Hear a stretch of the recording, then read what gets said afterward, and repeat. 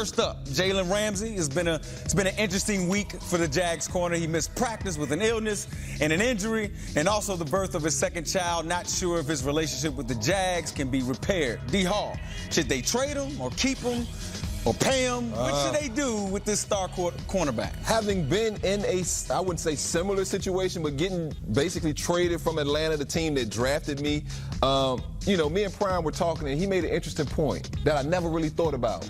Great corners have no value on bad football teams. Why is that?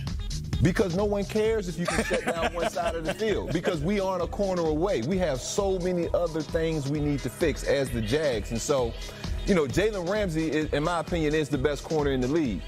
And so he should definitely be compensated. But for Jacksonville, they don't see the need to do that right now. And for Jalen, he feels like, look, I've seen y'all pay other guys who aren't nearly as talented as me.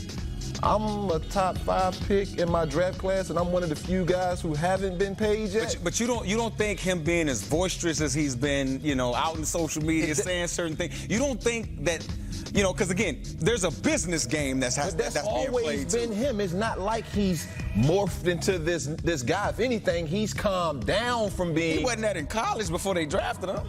I think then when he got the money, I think his whole MO was, let me do this. Let me do what some of the other great corners have done to kind of, you know, put himself on the scene. And so that's kind of my opinion on Jalen. But let's jump around a little bit. Let's Let's go to the offensive side of the ball. Okay. Melvin Gordon, running back, ends his holdout. Possibly could play this week because now Justin Jackson's hurt.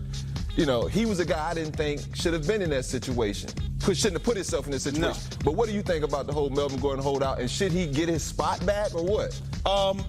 Look, he is probably the best from a genetic standpoint. He's probably the best back on the Los Angeles Chargers team.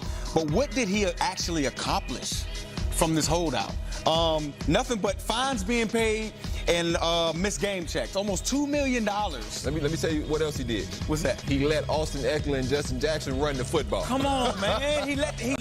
This league is all about what have you done for me lately, right? And when you sit out and you allow the other players, your backups, to show the team what they can do now, everybody's used to how Austin Eckler enters the line of scrimmage. Everybody's used to how he does things at practice. Why would you allow somebody else to like take your job like that? And then you come back in, and then I love the sound bites from Melvin Gordon talking to the press this week. He was like, yeah, it really didn't accomplish nothing.